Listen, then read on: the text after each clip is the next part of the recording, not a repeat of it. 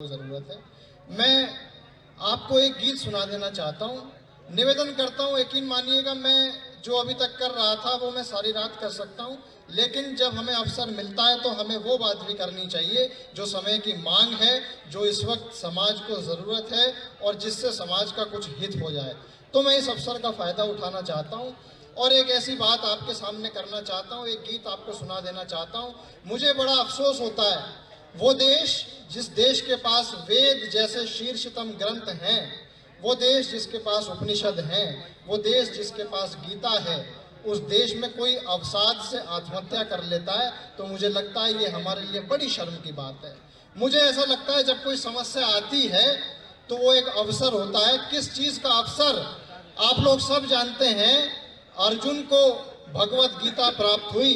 Sir, निवेदन करता हूँ, मैं मंच का ध्यान चाहता हूं, मैं इस विषय को रखने की हिम्मत भर कर रहा हूं, आप इसके लिए भी मेरा उत्साहवर्धन कीजिएगा। अर्जुन को गीता प्राप्त हुई तो महलों में बैठकर प्राप्त नहीं हुई, मखमली चादर पे सोते हुए प्राप्त नहीं हुई। उसको गीता मिली तो युद्ध भूमि के बीच में खड़े होकर मिली। हमारे जीवन में जब युद्ध आते हैं तो हम हार क्यों मान लेते हैं? हमें क्यों ये नहीं लगता कि हो सकता है अब कृष्ण मिल जाए और भगवत गीता मिल जाए? निवेदन करता हूँ, गीत का मुखड़ा सुनाता हूँ, आपको लगे एक अच्छी बात आपका बेटा कहने की हिम्मत कर रहा है तो आप जरा अच्छी बात पे अच्छी तालियां दीजिएगा। निवेदन कर रहा हूँ, गीत का मुखड़ा सुनिएगा। क्या कहना चाहता हूँ? जिसने माधव को चुना वो चेतना तर जाएगी। युद्ध आए तो सुसाइड करने के लिए छत मत तलाशिए, युद्ध आए तो हजारों लोगों में कृष्ण को तलाशिए जो आपको भगवत गीता दे सके, और आप उसका चुनाव करेंगे तो आपको यकीनन मिल जाएगी। निवेदन कर रहा हूँ, अगली पंक्ति पे थोड़ा ताल दे दीजिएगा कि जिसने माधव को चुना वो चेतना तर जाएगी। युद्ध आए तो समझ लेना कि गीता आएगी। युद्ध आए तो समझ लेना कि गीता आएगी। जिसने माधव को चुना वो चेतना तर जाएगी। युद्ध आए तो समझ लेना कि गीता आएगी। अंतरा सुना रहा हूँ, निवेदन करता हूँ, इस दुनिया की सबसे ज़रूरत जिस विषय को है, मैं उस विषय पे कविता सुनाने की हिम्मत कर रहा हूँ, निवेदन कर रहा हूँ। युद्ध भूमि में आप सब जानते हैं हजारों लोग खड़े थे, लेकिन गीता मिली केवल अर्जुन को। आप युद्ध में भी होंगे, समस्या में भी होंगे, तो आपको अर्जुन की स्थिति में आना पड़ेगा। सबको अवसर था कि वो कृष्ण को चुन सकते थे, लेकिन एक व्यक्ति होता है जो कृष्ण को चुनता है।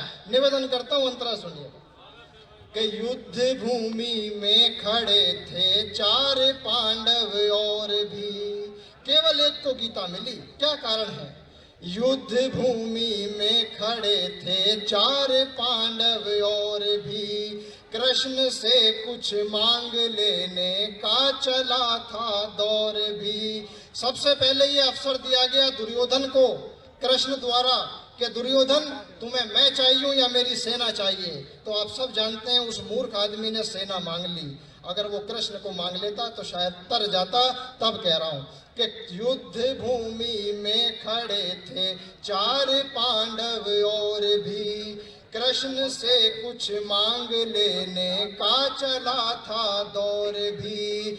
युद्ध भूमि में खड़े थे चार पांडव और भी, कृष्ण से कुछ मांग लेने का चला था दौर भी। कृष्ण में और स्वार्थ में ठुकराएगा जो स्वार्थ को, युद्ध में गीता मिलेगी देखो केवल पार्थ को। चेतना जो भी चुनेगी वो ही तो बस पाएगी। युद्ध आए तो समझ लेना कि गीता आएगी। युद्ध आए तो समझ लेना कि गीता आएगी। इस गीत का आखिरी अंतरा सुना रहा हूँ और उसके बाद दो तीन छंद वो सुना दूंगा जो आप लोग सुनना चाहते हैं। निवेदन करता हूँ, अंतिम इस गीत का अंतरा सुनिएगा। आज स्थितियाँ ये हो गई हैं कि हमारे नेताओं को ये कहना पड़ रहा है कि एक हो जाओ। आपने सुने होंगे नारे, एक हैं तो सेफ हैं। मुझे इस बात पे अफसोस होता है कि हमारे पास उपनिषद होते हुए, हमारे पास भगवत गीता होते हुए, अगर ये भावना हमारे अंदर नहीं है कि हम सब लोग एक ही चेतना हैं, तो शायद ये हमारी विफलता है, हमारी असफलता है। हमने वेद पढ़ लिए होते तो हम सब लोग पैदाइशी ही एक हो गए होते। मैं निवेदन कर रहा हूँ, आज क्या कहने की जरूरत पड़ रही है, ये बड़ी शर्म की बात है। निवेदन कर रहा हूँ कि एक हो जाओ ये कहना पड़ रहा दुर्भाग्य है, एक हो जाओ ये कहना पड़ रहा दुर्भाग्य है, अहम का आकार प्रतिदिन बढ़ रहा दुर्भाग्य है। हमने अपनी जो एक सेपरेट एग्जिस्टेंस, हमें ऐसा लगता है कि हम अलग, ये अलग, ये अलग, बस यही सारी समस्या की जड़ है। यहीं से अहंकार का जन्म होता है, जिसको हम अहम का आकार बोलते हैं। निवेदन कर रहा हूं कि अहम का आकार प्रतिदिन बढ़ रहा दुर्भाग्य है, पहले ही जो एक है वो एक कैसे हो भला, हम सभी ने मैं करके खुद ही खुद को है छला, हम सभी ने मैं करके खुद ही खुद को है छला, गीता ही इस बोध को हम सब के भीतर लाएगी, युद्ध आए तो समझ लेना कि गीता आएगी, युद्ध आए तो समझ लेना कि गीता आएगी। बहुत धन्यवाद। यकीन मानिएगा, ये कविता मैंने तालियों के लिए नहीं सुनाई थी, ये कविता मैंने इसलिए सुनाई थी क्योंकि इस विषय की आज इस दुनिया को सबसे अधिक ज़रूरत है। अब मैं